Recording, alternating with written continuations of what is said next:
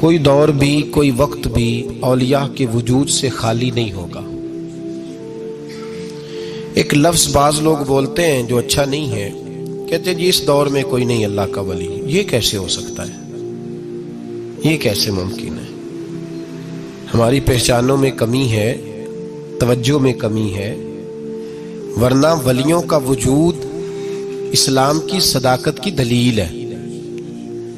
ये दलील है, नबी पाक सल्लल्लाहु अलैहि वसल्लम का ये मोजज़ा है कि कयामत तक हुजूर की उम्मत में अल्लाह के वली होते रहेंगे। और पूरा मजमून है ये कुरान पाक का, अला इन्ना औलिया अल्लाहि ला खौफुन अलैहिम वला हुम यहज़नून। पूरा मजमून है, या अय्युहल्लज़ीना आमनुत्तकुल्लाह व कूनू मअस-सादिकीन वत्तबी सबीला मन अनाबा इलैया। पूरा मजमून, जगह जगह अल्लाह के वलियों की अलामतें। वत्तबी सबीला मन अनाबा इलैया, उसके पीछे चल जो मेरे पीछे चल रहा है। अल्लाह फरमा रहा है जो मेरी तरफ रुजू कर रहा है तो उसके पीछे चल। या अय्युहल्लज़ीना आमनुत्तकुल्लाह, ऐ ईमान वालो अल्लाह से डर जाओ, वकूनु मअस-सादिकीन, और सच्चों की संगत इख्तियार करो। दर्जनों आयात, फस्अलू अहल ज़िक्र, फरमाया जिक्र वालों से पूछ लिया करो, इन कुंतुम ला तअलमून, अगर तुम्हें इल्म ना हो तो पूछ लिया। हर नमाज में सिरातल लज़ीना अनअमत अलैहिम, हर नमाज में कह रहा सिरातल लज़ीना अनअमत अलैहिम, या अल्लाह उन लोगों के रस्तों पे चला जिन पर तूने इनाम। और वो कौन है? कुरान ने कहा अनअमल्लाहु अलैहिम मिनन नबिय्यीना वस्सिद्दीकीना वश्शुहदाए वस्सालिहीन। अच्छा, नमाज के अंदर कहता रहता है वलियों के पीछे चलना है, या अल्लाह चला, बाहर निकल के मुकर जाता है, कहता है मुझे खुद कुरान हदीस आता है। और ये अब एक तो थे ना पहले कुछ लोग जिनके नजरियात में फर्क था, अब अपने बहुत सारे लोग कहते छोड़ो क्या जरूरत। भाई पूरा मजमून है कुरान पाक का अल्लाह के वली, पूरा एक मजमून है, हदीस का पूरा बाब है। आज मैं सिफाते औलिया अर्ज करने लगा हूं, पहले ये तो समझ लेना जिनसे प्यार करना है वो होते किस तरह के हैं। आज ये समझ लें कि वली बुनियादी तौर पर होता कौन है। एक है मैं कहूं कि वली फलां होता है, एक है कि कोई बुजुर्ग कहें, और इससे थोड़ा आगे बढ़े तो अगर सहाबी बताएं फिर तो क्या ही बात है। और अगर बिल्कुल ही हम अथॉरिटी पे जाना चाहें, बुनियाद पे, तो बेहतर नहीं हमें खुदा बता दे और मोहम्मद मुस्तफ़ा बता दे सल्लल्लाहु अलैहि। ये सबसे मजबूत बात नहीं? क्या ख्याल है? 100 गल्लां ते सिरे ते गंढ। भाई पूछो ही ना किसी से, डायरेक्ट कुरान पाक से पूछ लो वली कौन होते हैं। सही है? अज गल मुकदी ना मकाइए, जरूरत ही ना रहे। एक कहता मैं बाबा साहब से सुना है, दूसरा कहता मैंने ख्वाजा साहब से सुना है, तीसरा कहता मैंने फलां साहब से सुना है। भाई जरूर, कोई अर्ज नहीं। ये सारे लोगों की बात सारा आंखों पे, पर जो बात अल्लाह बयान फरमाए, जो बात अल्लाह का कुरान बयान फरमाए, वो सबसे मजबूत है कि नहीं? तो कुरान ने वलियों की अलामत बयान की। सूरह तौबा है, आयत नंबर 112 है, 11वां सिपारा है, घर जाके पढ़ें। अल्लाह फरमाते हैं वली कौन होते हैं, मेरे कामिल बंदे कौन होते हैं। अल्लाह फरमा रहा है अत्ताइबून, अल्लाह के वलियों की पहली अलामत यह है कि वो तौबा करने वाले होते हैं। तौबा का लुग़वी माने रुजू करना, यानी वो अल्लाह की तरफ तवज्जो करने वाले होते हैं। अत्ताइबून अल आबिदून, वो तौबा करने वाले होते हैं और इबादत करने वाले होते हैं। फिर फरमाया अल आबिदून अल हामिदून, वो ये आपने गौर से सुननी है बात, खासी तवज्जो करनी है। ये कुरान पाक है ना जी, ये सबसे तवज्जो वाला मामला है, खास गौर करें। और रट्टा खत्म करने लगा हूं आज, जो कुरान पाक बयान करे उस पर इत्तेफाक करना चाहिए कि नहीं करना चाहिए? ना इत्तेफाक जरूरी बात है ना जी। तो ये हमारे पास कौले फैसल है अल्लाह की किताब, हमें बाहर जाने की जरूरत। किसी ने टाल वाला वली समझ लिया है, किसी ने गाल वाला वली समझ लिया है, कोई वली बना के बैठ गया है, कोई बना के। जाहिल मुतलक, परले दर्जे के जाहिल लोग, दीन की रूफ़े अबजद का नहीं पता, और मुसीबत गले में डाली हुई है। पता नहीं क्या माइंडसेट है लोगों का भी, किस तरह लोगों को काबू करते हैं ऐन फराइज चीजों पे। अब जो मलंगों ने पक्का रट्टा लगाया, कहते मौलवियों को ना जाया जाए। और मैं कहता रहता हूं, मैं भी उस मौलवी के खिलाफ हूं जो मौलवी दीनदारी नहीं करता, दुनियादारी करता है। पर मौलवी का माना मौला वाला, क्या तर्जुमा है? अजीब तो आदमी है, पक्का रट्टा। वो हमारे सिंध के राजे महाराजे साईं, पंजाब के वडेरे अपने गांव में स्कूल नहीं बनने देते थे, इसलिए कि वो कहते थे अगर इनके बच्चे पढ़ गए ना तो हमारी भैंसों को चारा कौन डालेगा। इसी तरह ये जो पीर है ना आजकल के, ये उलमा के पास नहीं जाने देते, कहते इन्होंने पता लग गया तो सानू मनना ही को नहीं है, लिहाजा इनको दूर दूर रखो ताकि ये कहीं ऐसा ना हो कि हमें हमसे पीछे। एकदम तुसी बाबा ध्यान लाया है कहानियां सुना सुनू के। अब तो लोग दीन भी कवालों से सीखते हैं, कवालों से माज़अल्लाह, और ऐसे ऐसे कुफर है माज़अल्लाह सुम्मा माज़अल्लाह। तो जो कुरान बयान करे वो हमारे लिए सबसे बेहतर नहीं? तो कुरान मजीद ने कहा अत्ताइबून अल आबिदून, तौबा करने वाले, इबादत करने वाले, हामिदून, अल्लाह की हम्द करने वाले, साइहून, रोजे रखने वाले। कौन जी? वलियों की अलामतें, रोजे रखने वाले। राकिऊन साजिदून, रुकू करने वाले और सजदे करने वाले, रुकू करने वाले और सजदे करने वाले। बस तौबा की, रुकू किया, सजदा किया, नमाज पढ़ी, इबादत की, या अल्लाह काफी है? फरमाया नहीं। अल आमिरून बिल मारूफ, नेकी का हुक्म देने वाले, वन्नहूना अनिल मुनकर, और बुराई से रोकने वाले, मैदान में रहने वाले, मैदान में। वल हाफिजून ले हुदूदिल्लाह, नेकी का हुक्म देने वाले, बुराई से मना करने वाले, और अल्लाह की हदों की हिफाजत करने वाले। अल्लाह की हदों की ये अलामतें बयान करके कहा बश्शिरिल मोमिनीन, महबूब अपने इन गुलामों को मेरी रजा और जन्नत की खुशखबरी सुना दे। महबूब ये जो तेरे गुलाम है ना जिनमें ये सिफतें पाई जाती हैं, इनको मेरी रजा और जन्नत की, ये तौबा करने वाले, फिर फरमाया इबादत करने वाले, अल्लाह की हम्द करने वाले, रुकू करने वाले, सजदे करने वाले, नेकी का बोलिए और बुराई से मन, और अल्लाह की हदों की। महबूब इन्हें खुशखबरी दो जन्नत की, इन्हें तौबा। वली वो वाली तौबा नहीं करते जो हम तौबा करते हैं, शबे बरात की सारी रात अस्तगफिरुल्लाह, या अल्लाह माफ कर दे, चीखों की आवाजें मस्जिद में, हर मस्जिद से रोने की आवाज। पक्की सच्ची तौबा करके शेख आए पर दुकान पे जाके सवेरे झूठ बोलना शुरू कर दिया। ये कौन सी तौबा है? ये मजाक है? सारी रात रोता रहा है, सवेरे दफ्तर खोला है, फराड शुरू कर दिया है। तूने तौबा की है? हद हो गई भाई, ये वाली तौबा नहीं। एक तौबा मेरे नबी पाक भी किया करते थे भाई। तौबा तो है रब से रिश्ता बनाने का नाम। मेरे नबी पाक भी एक तौबा करते थे। बुखारी मुस्लिम में हुजूर ने फरमाया मैं एक दिन में 100 मरतबा इस्तिगफार करता हूं। इसका क्या मतलब था? उम्मत को तालीम देने के लिए। यहां तो मेरी तरह के बहुत सारे लोग जब गुफ्तगू करते हैं तो लगता है अपने आप को बड़ा परहेजगार समझता है। बहुत सारे लोग, कभी किसी को तकलीफ तो नहीं दी, मैंने तो कभी किसी का बुरा नहीं चाहा। जब हम बात कर रहे होते हैं तो सिर्फ हम नेक होते हैं। अल्लाह के बंदों का ये तरीका, उनका ये स्टाइल नहीं, ये तरीका नहीं। हजरत इमाम अहमद बिन हंबल फरमाते मैं गुलाम खरीदने गया,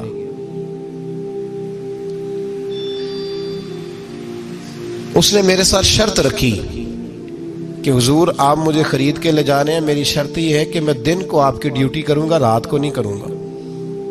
फरमाते मैं ले आया, घर लाके मैंने पूछा तेरा नाम क्या है? कहने लगा हुजूर गुलामों का नाम नहीं होता। खाएगा क्या? हुजूर गुलामों की चाहत नहीं होती, जिस नाम से पुकारोगे आ जाऊंगा, जो दोगे खा लूंगा। कहा किस कमरे में रहोगे? कहा हुजूर गुलामों के नखरे नहीं होते। कहते मैंने कहा फिर भी ये कमरे हैं, पसंद कर लो। एक टूटा फूटा सा कमरा उसने पसंद कर लिया। इमाम अहमद बिन हंबल फरमाते मैं उसे काम बताता पर इतनी मेहनत से करता कि कमाल कर देता, मेरे इशारे समझता। एक दिन मैं तहज्जुद के वक्त उठा, उसके कमरे में गया तो वो तौबा तौबा पुकार रहा था। सुनो वलियों की तौबा। फरमाते उसके कमरे से चीखने की, या अल्लाह माफ कर दे, या अल्लाह माफ कर दे, अल्लाह माफी दे दे। तड़प रहा है, रो रहा है। और इमाम अहमद बिन हंबल फरमाते हैं हाल ये है कि उसके कमरे से लेकर आसमान तक नूर ही नूर फैला हुआ है, नूर ही नूर। और वो रोता है, या अल्लाह माफ कर दे, या अल्लाह माफ कर दे। फरमाते मैं सोचने लगा माफी किस चीज की मांग रहा है। फरमाते वो खुद ही बोला, और माफी देखो भाई, तौबा देखो अल्लाह वालों की। कहने लगा अल्लाह मैं तेरा बंदा हूं, तूने जिंदगी दी, नेमत दी, आंखें दी, कान दिए, सांसें चलाई, बगैर मांगे सारा कुछ दिया। चाहिए तो ये था कि मैं दिन रात तेरी बारगाह में झुका रहता, पर मुझे माफ कर दे।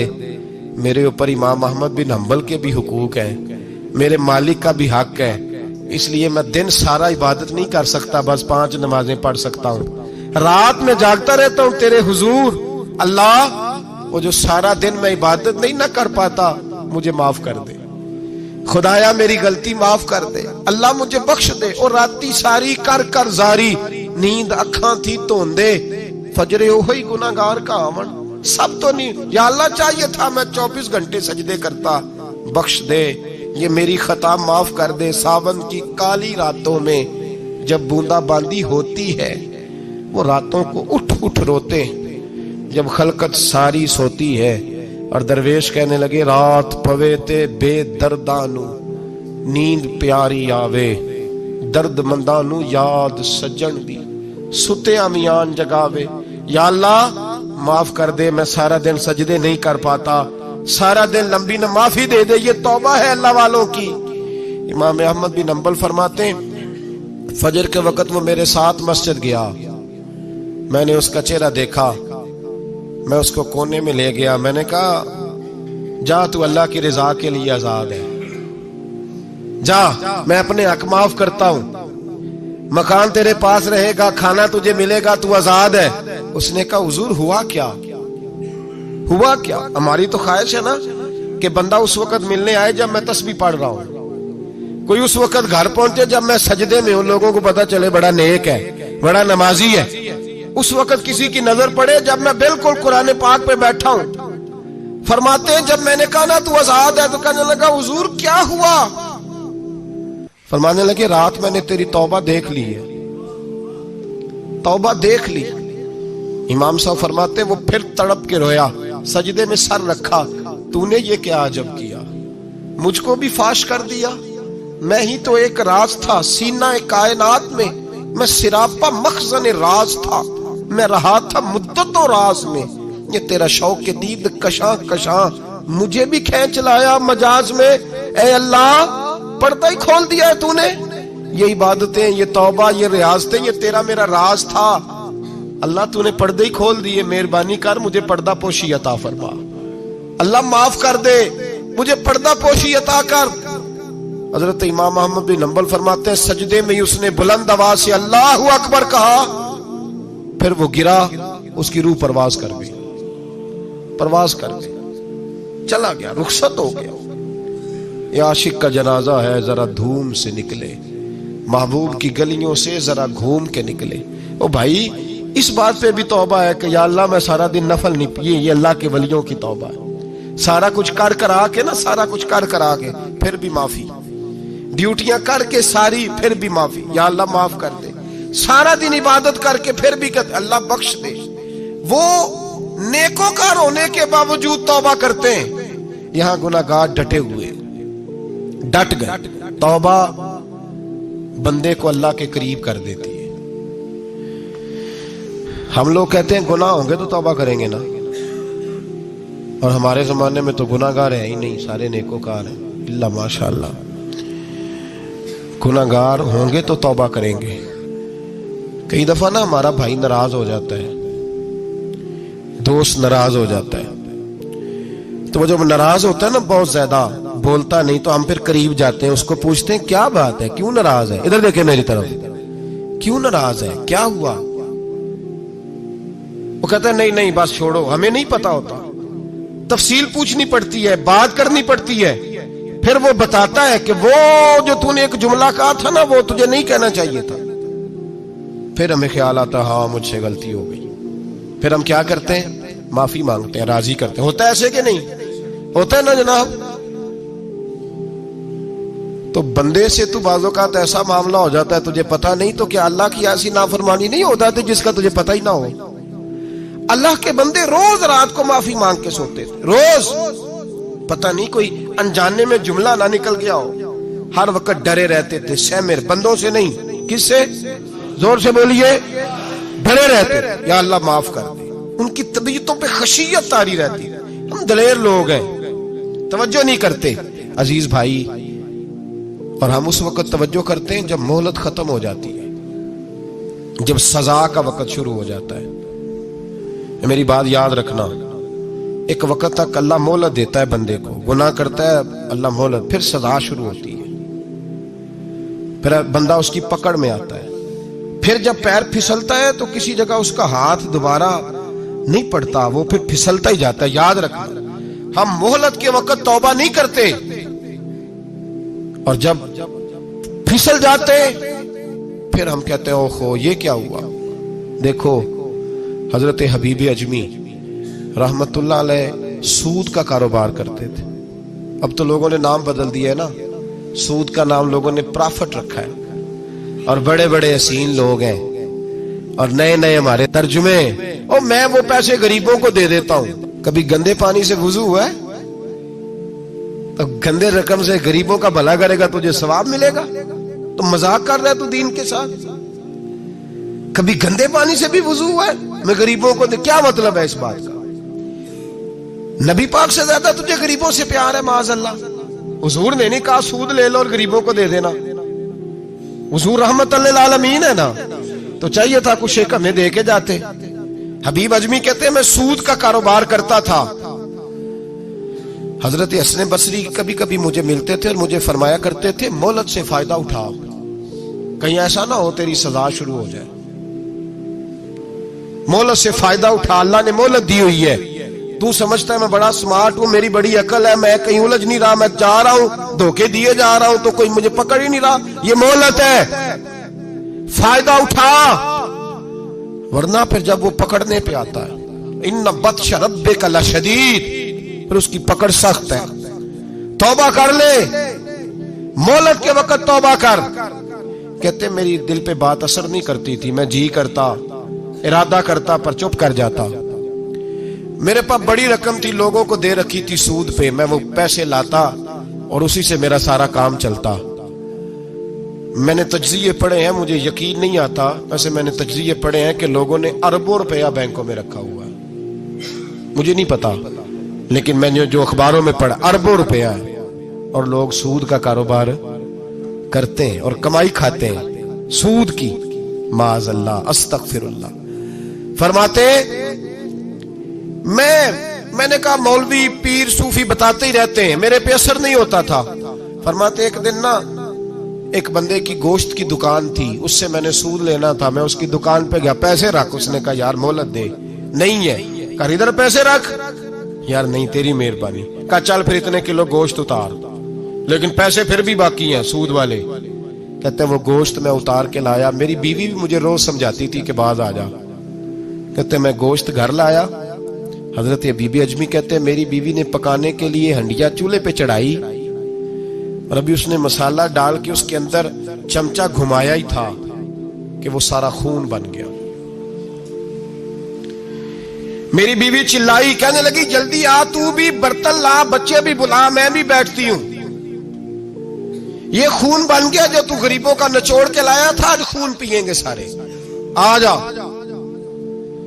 कहते हम मेरे ज़हन में बात गूंजी हजरत हसन बसरी की कि वक्त पे तौबा कर ले, कहीं तेरी सजा ना शुरू हो जाए। मोहलत के वक्त तौबा कर, कहीं सजा ना शुरू हो जाए, आज बच जा। फरमाते आवाज गूंजी, मैं समझ गया कहीं सजा तो नहीं शुरू हो गई। मैं तड़पा, बच्चे गोद में बिठा के मैं खोल के रोया।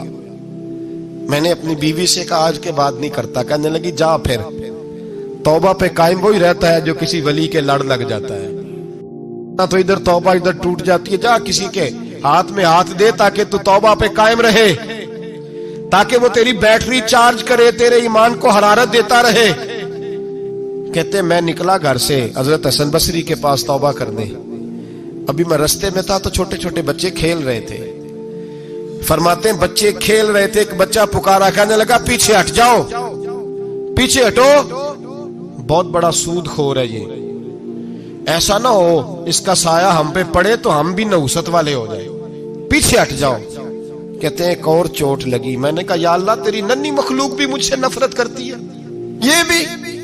फरमाते हजरत हसन बसरी के पास गया तो कदमों पे सर रख के मैं बड़ा रोया। मैंने कहा मेरे लिए दुआ कर, अर्श का मालिक मुझसे राजी हो जाए। सुना है जब आप दुआ करते हैं तो बड़ी जल्दी सुनता है। पता सारा है सरदार नू कीतियां दा पर्दा चपाया ही भला उसी, दुआ कर वो मुझसे राजी हो जाए। अब तो मेरे बच्चों की हंडिया में खून आने लगा है, मेहरबानी कर। कहते हजरत हसन बसरी ने कहा तुझे मुबारक हो, मैं देख रहा हूं तेरी तौबा सच्ची है तो अल्लाह भी तुझसे राजी हो जाएगा। मैं देख रहा हूं तेरे अंदर एहसास, तेरे लफ्ज बताते हैं तू खरी तो जा, अल्लाह बड़ा मेहरबान है। कहते तसल्ली दी, प्यार किया, खरी तौबा की, बैत हुआ, वापिस आया तो बच्चे वहीं खेल रहे थे, अभी खेल रहे थे। फरमाते मैं डरते डरते उनके पास से गुजरा तो एक बच्चा पुकारा, कहने लगा पीछे हट जाओ पीछे, अल्लाह का वली हबीब अजमी आ रहा है, अल्लाह का वली हबीब आ रहा है। कहीं ऐसा ना हो हमारे पैरों से कोई मिट्टी उड़े और वली के कपड़ों पे पड़ जाए और हम अल्लाह के वली के बेअदब हो जाए। पीछे हटो, रास्ता दे दो। फरमाते मैं अल्लाहु अकबर कहा। मैंने कहा मालिक तेरे कुर्बान जाऊं, अभी मैंने तौबा की और अभी तूने अपनी मखलूक के दिल मेरी तरफ मोड़ दिए। अभी भाई तौबा खरी सच्ची, मोहलत के वक्त तौबा करो। फिर जब वो वाला वक्त आता है ना जब सजा शुरू हो जाती है फिर मुश्किल हो जाता है। मेरे रसूल पाक अलैहिस्सलाम ने फरमाया सुखों में दुआएं मांगा करो, रब दुखों में जल्दी कबूल करेगा। सुखों में मांग लो, दुखों में जल्दी कबूल होंगी। तुम सिर्फ दुखों में मांगते हो फिर हिकमत इलाही के तहत देर होती है। भाई पहली वली की सिफ्त यह है कि वो तौबा करने वाले होते हैं। वली की पहली सिफ्त क्या है? इकबाल ने कहा था, उसने कहा मुरीद सादा तो रो रो के हो गया ताइब, काश इस पीरे मुगा को भी मिल जाती तौबा की तौफीक। उसने कहा अल्लाह करे पीर भी तौबा कर ले, मुरीद तो बड़ा रो गया बेचारा, अल्लाह करे ये भी तौबा करे, ये भी बाज आए। तौबा इंसान को नवाजती है हर वक्त, हर जुमले से, हर बात से। और ऐसी गलतियां जिनका हमें पता है उनसे तो करनी है, जिनका नहीं भी पता उनसे भी। अब क्या करें? अत्ताइबून अल आबिदून, अब अल्लाह की इबादत करें। वलियों की दूसरी सिफ्त क्या है? वो अल्लाह की, हमारे जमाने में नफलों का रिवाज ही खत्म हो गया है। असर की पहली 4 सुनते हैं, इशा की कितने फीसद लोग पढ़ते हैं? हमारे बुजुर्गों का तरीका था, घरों में हुजरे मखसूस होते थे। नबी पाक सल्लल्लाहु अलैहि वसल्लम ने फरमाया घर को कब्रिस्तान ना बनाओ, कुछ नवाफल घरों में भी पढ़ा करो। वो अजानों से पहले वुजू करके बैठे होते थे, मुसल्ले आबाद होते थे, और बहुत सारे बुजुर्गों की कब्रें उस जगह पे बनी जहां वो इबादत करते थे। नफलों से दूर है हम, नफलों से। नफल से क्या मिलता है? नफल पढ़ने से रब रहमान मिलता है, अल्लाह मिलता है नफल पढ़ने वाले को। बुखारी मुस्लिम में मौजूद है मेरे नबी पाक सल्लल्लाहु। लेकिन शर्त यह है कि नफल अल्लाह की रिजा के लिए पढ़े। वो सारी दुनिया को सवेरे बताए ना कि जो मैं सवेरे 3 बजे उठा ना उदो मैं वेख्या थे कुत्ते भौंक रहे सन। ये तूने खबर दी है कि मैं सुबह 3 बजे ना, ये किसके साथ राज है? बोलिए।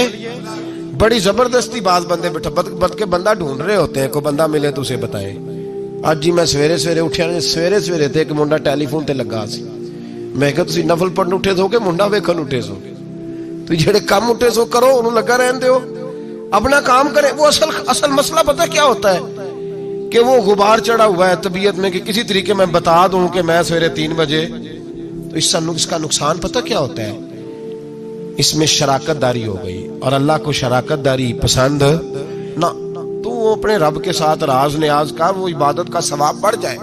नबी रहमत सल्लल्लाहु अलैहि वसल्लम ने फरमाया, जब बंदा कसरत से नफल पढ़ता है तो अल्लाह के करीब हो जाता है। कितना करीब होता है कि अल्लाह फरमाता है मैं उसके हाथ बन जाता हूं, फिर मैं उसके पैर बन जाता हूं, फिर मैं उसकी आंखें बन जाता हूं, फिर मैं उसके कान बन जाता हूं,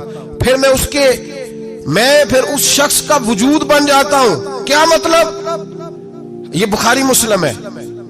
आंखें बंदे की होती है, ताकत अल्लाह की होती है। हाथ बंदे के होते हैं, ताकत अल्लाह की होती है। पैर बंदे के होते हैं, ताकत अल्लाह की।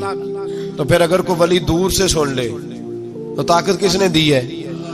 तो अगर कोई वली दूर से देख ले तो ताकत किसने दी है? अल्लाह ने। अगर कोई वली हाथ बढ़ा के किसी की परेशानी दूर कर दे तो ताकत किसने दी? ये पीछे ताकत किसकी है? अल्लाह की। तो ये बुखारी मुस्लिम है। अल्लाह की इबादत करें, इबादत से बरकत आती है। हजरत अबू इदरीस खौलानी रहमतुल्लाह अलैह हजरत मुआज बिन जबल के शागिर्द थे, ताबी थे, ताबी बुजुर्ग थे।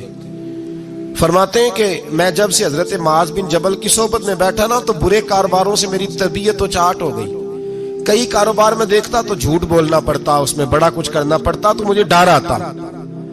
आप फरमाते मैंने ना बड़ी कोशिश की पर मेरी मर्जी का काम मुझे, सूफी काहिल नहीं होते, सुस्त नहीं होते, झूठ नहीं बोलते।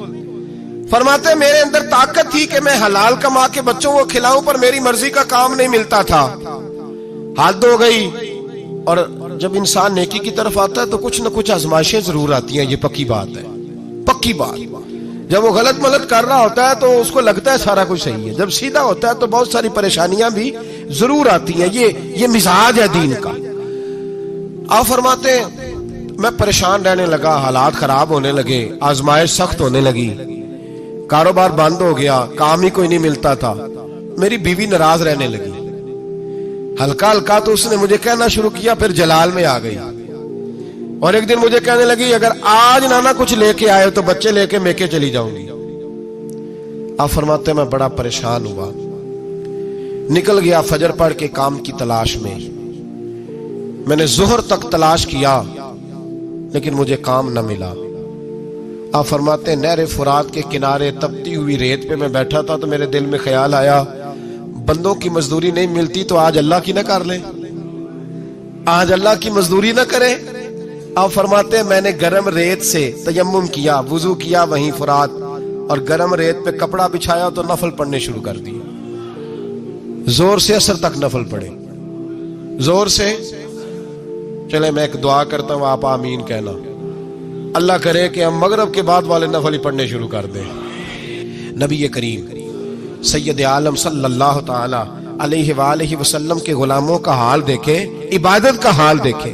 फरमाते मैंने कहा अल्लाह की मजदूरी कर, जोर से असर तक नफल पड़े गरम रेत पे। और जब असर हुई ना तो मैंने अपने रुमाल में ना थोड़ी सी रेत बांध ली। घर की दीवारें छोटी छोटी थी। मैंने कहा बीवी ने देखा ना खाली हाथ आया है तो अंदर से शोर करेगी, हम साहे भी सुनेंगे, तो चलो जब देखेगी ना रुमाल में कुछ है हौसला करेगी, जब अंदर जाऊंगा तो समझा लूंगा। आप मुस्कुरा रहे हैं ना हल्का हल्का, इसका मतलब है इन बातों में काफी सदाकत है। पुराने बुजुर्ग कर गए तो इसका मतलब ये है कि इनमें बहरहाल काफी हद तक सदाकत है। ये शोर होते रहते। कहते मैंने वो कहा कि चलो दूर से देखेगी तो घर जाके समझा लूंगा। आप फरमाते पहले मेरी बीवी दरवाजे पे बैठी रहती थी, बच्चे बैठे रहते थे, मुंतजिर होते थे कि कुछ लेके आए, घर में फाका होता। आज मैं गया तो शोर ही कोई नहीं, कोई शय नजर ना आई। वो रेत से भरा हुआ मेरा पल्लू मैंने दरवाजे के साथ रखा, अंदर चला गया। बीवी को आवाज दी कहां हो? कहने लगी मुंह हाथ धो लो, मैं रोटी लेके आई। तो हाथ धो गई, रोटी किधर से आई? इस घर में तो फाके थे, खाना किधर से आया? कहते रोटी लाई, सलाद भी लाई, दूध भी लाई, उस जमाने में जो नेमतें थी फल भी लाई, सारा आ गया।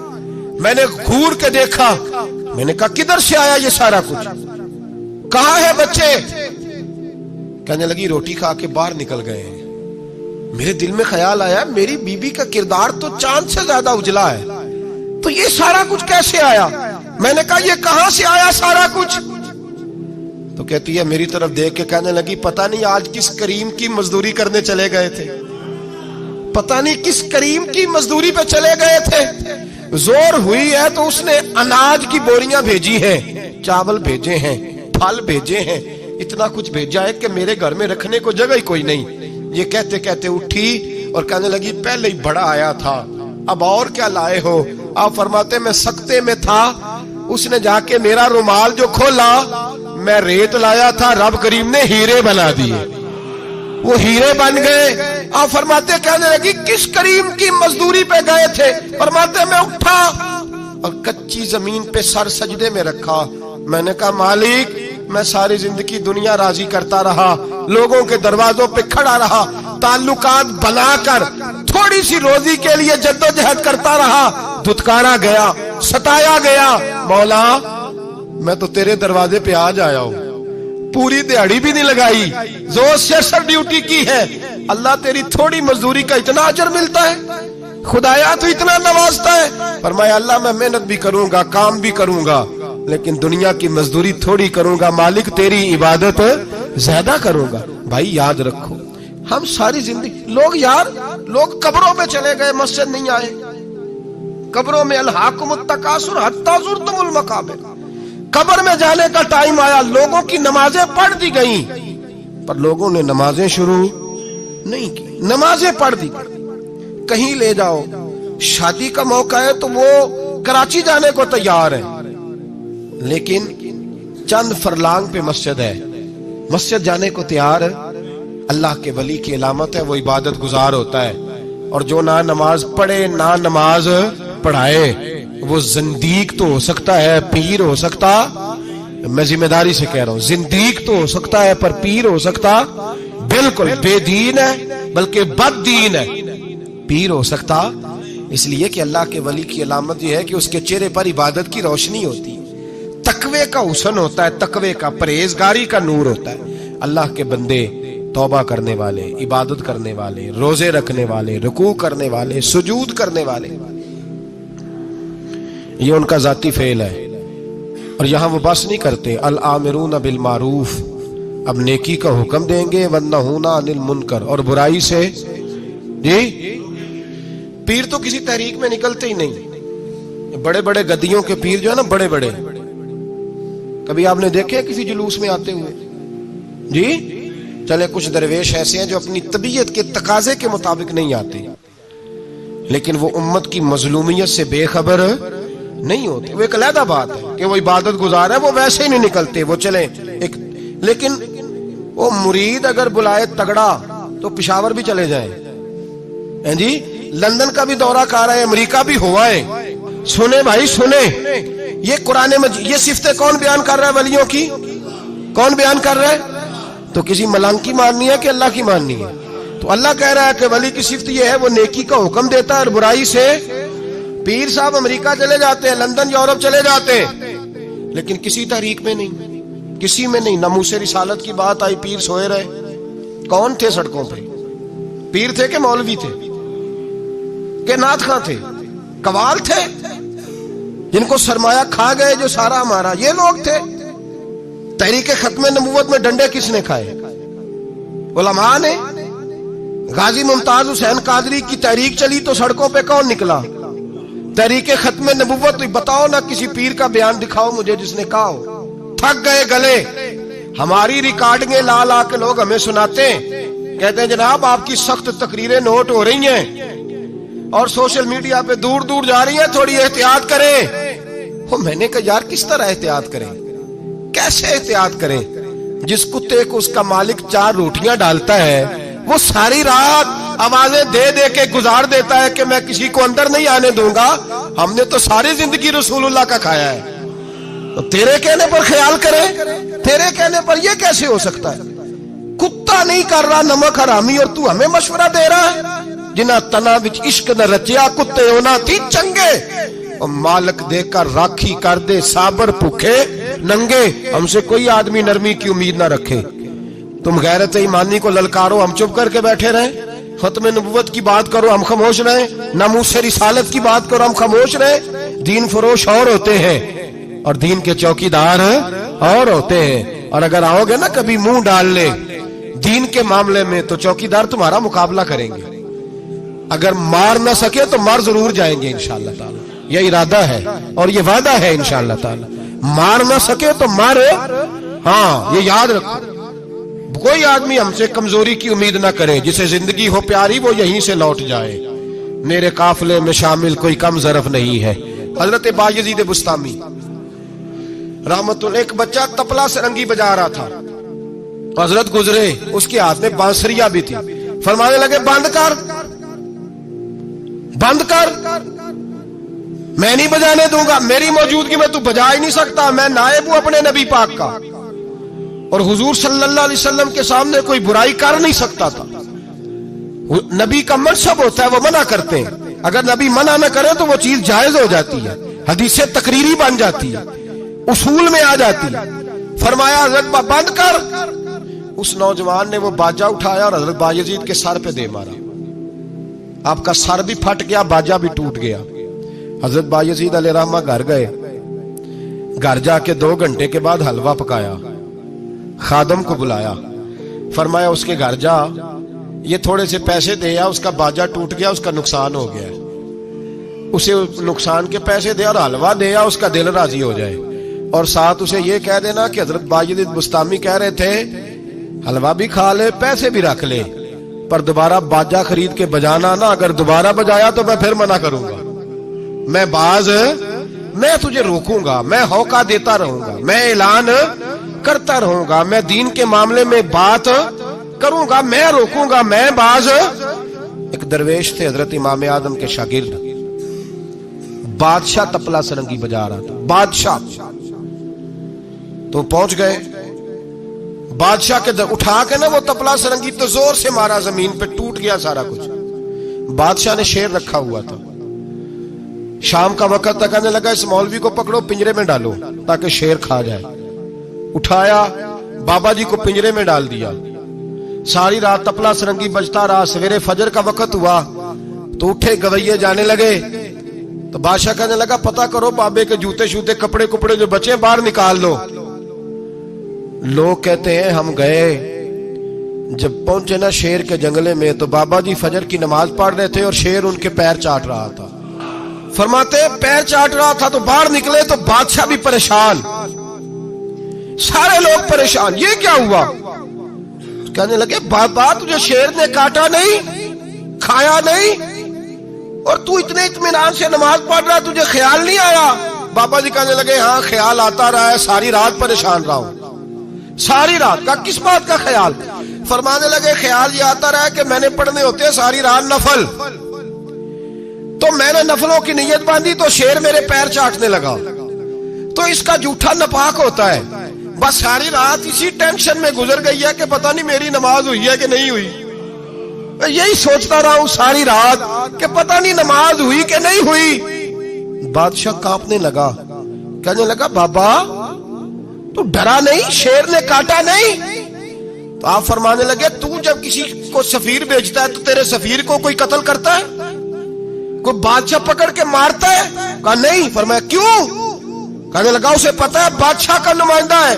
आप फरमाने लगे बादशाहों के नुमाइंदे तगड़े होते हैं, मैं तो रब करीम का दोस्त हूं, तो जिस रब करीम के दीन के लिए मैं निकला हुआ मुझे लवारल छोड़ देगा, मेरी परवाह ही नहीं करेगा? मैं खबरदार, आज के बाद अगर तूने गैर शरई हरकत की तो फिर तुझे टोकूंगा, फिर तुझे रोकूंगा, फिर तुझे मना करूं। अल्लाह के वली मैदान अमल में रहते हैं, वो नाजायज चीज से रोकते हैं। ये पता है ज्यादा मजमे क्यों लगते हैं, ज्यादा दरबारों पर रश कब पड़ता है? उस वक्त पड़ता है जब जो आता है ना उसको जी कहा जाता है, लंगर, बस तेरा काम हो जाएगा, तेरी शिफा हो गई, तेरा बेटा हो गया, तो रश हो जाता है। जो आने वाले को कहे ना पहले नमाजे पर 5, दाढ़ी रख, दीन सीख, अल्लाह अल्लाह कर, वहां रश नहीं होता। कहते पीर साहब की तो करामत ही कोई नहीं, तो मौलवी है, तो सीधी सीधी नमाजें पढ़ा रहे हैं। रसूल पाक सैयद आलम सल्लल्लाहु अलैहि वसल्लम के दीन का नुमाइंदा होता है अल्लाह का वली, वो सारी जिंदगी अल्लाह की हुदूद के कयाम के लिए जद्दोजहद करता है। इमाम अहमद बिन हंबल ने जेल काटी है, इमाम अहमद बिन हंबल ने जेल काटी। आप फरमाते हैं बादशाह वक्त ने उसको, मैंने गलती पे रोका तो मुझे कैद कर लिया, और कैद किया जब उसने तो जेल काटी, इतनी जेल काटी, इतनी जेल काटी, इतने कोड़े मारे कि इमाम अहमद बिन हंबल का सारा वजूद खून से भर गया, कपड़े सारे खून से आलूदा हो गए। एक शख्स इमाम साहब से कहने लगा, जब आप वापस आए ना रिहा होके, कहने लगा हुजूर इतनी मार खाई आपने, इतनी, ना बादशाह को रोकते तो क्या होता। वो शख्स कहता है मैंने इमाम साहब के वो कपड़े, वो कुर्ता खून से भरा हुआ पड़ा हुआ था। इमाम साहब कहने लगे चल तू छोड़, मुझे क्या मिला नहीं मिला, ये मेरा जरा कुर्ता तो उठा के रख, कुर्ता तो उठा के सीने से लगा, कंधे पे रख। कहते इमाम साहब का खून से भरा हुआ कुर्ता मैंने जो कंधे पे रखा तो मुझे रसूल पाक का दीदार नसीब हो गया। तो इमाम साहब फरमाने लगे तूने तो अभी कुर्ता रखा है तो दीदार मिला है, मुझे पूछ जब मैं रसूलुल्लाह के नाम पे मार खा रहा था तो कितने जलवे मुझे नसीब हुए, मुझे पूछ कितने जलवे मैंने देखे। तो अल्लाह के बंदे हुदूदुल्लाह के मुहाफिज होते हैं। जिंदगी में कई दफा लोग नहीं मानते। दाता साहब ने लिखा है, हजरत जुन्नून मिस्री रहमतुल्लाह अलैह को मिस्र के लोगों ने नहीं माना, क्योंकि आप जो बंदा भी नाजायज काम करता था मना करते थे, लोगों ने नहीं माना। मानते उसको है लोग जो हाँ में हाँ मिलाए, जो ताबेदार होके रहे, उसको जुन्नून मिस्री को नहीं माना। फरमाते माना लोगों ने उस दिन जिस दिन उनका जनाजा उठा। क्यों? जब हजरत जुन्नून मिस्री का जनाजा उठा तो गर्मी बड़ी सख्त थी, सख्त गर्मी थी। दाता साहब ने कशफुल माजूब में लिखा है कि परिंदे कितार दर कितार आए और जनाबे जुन्नून मिस्री पे साया कर दिया, साया हो गया, ठंड हो गई। ओहो, लोगों ने कहा तो वली कामिल था, तो एक आम मौलवी समझ के सारी जिंदगी पीछे रहे, तो कामिल था। कहते हम लोग दौड़े, रश हो गया जनाजे में, और जनाजे के बाद अब लोगों ने इरादा किया कि जियारत करते हैं। तो जब हजरत का चेहरा उठाया तो उनकी पेशानी पे लिखा था हाजा हबीबुल्लाह, ये अल्लाह का महबूब है। मातफी हुब्बिल्लाह, ये अल्लाह की मोहब्बत में मर गया है, ये महबूब है अल्लाह। सारी जिंदगी उन लोगों ने पैगाम हक दिया, और जिसको जो नहीं माना उसको दुआ दी, दुआ दी। हजरत जुन्नून मिस्री के बारे में दाता साहब ने लिखा है कि आप रावी में दरिया में जा रहे थे, किसी जगह भी आप किसी समुंदर में दरिया में आप जा रहे थे, तो आप फरमाते हैं कि कश्ती में बैठे थे तो सर पे ना आपने सारे बाल मुंडवाए थे, टेंड कराई थी, पगड़ी बांधी थी। तो कुछ नौजवान वहां से गुजरे, हजरत जुन्नून मिस्री के पास है, तो उन्होंने बाबा जी की टेंड का मजाक उड़ाया, मजाक उड़ाया। वो देखो टेंड कैसी है बाबा जी, और फिर बच्चे तालियां बजाने लगे, हंसने लगे, फपतियां कसने लगे। अल्लाह अकबर, बड़ा मजा आता है दीन के लिए ताना सुनने में, लुत्फ आता है, ठंड ठंड पड़ जाती है इंसान। उन्होंने मजाक उड़ाया तो कश्ती करीब से गुजर गई। आपके मुरीद नाराज हुए, कहने लगे हुजूर ये बदतमीज है, नालायक है, इनके लिए बद्दुआ करें, ये गर्क हो जाए। मानने लगे यार जाने दो। कहा हुजूर नहीं करें दुआ। मैं जाने दो। कहा हुजूर करें दुआ। तो दुआ सुनो अल्लाह के बंदे की। कहने लगे अल्लाह जिस तरह दुनिया में ये हंस रहे हैं, इन्हें कयामत में भी हंसता ही रखना, इन्हें कयामत में भी हंसता ही रखना। ये दुआ क्या दी, वो बच्चे कश्ती मोड़ के वापस आए।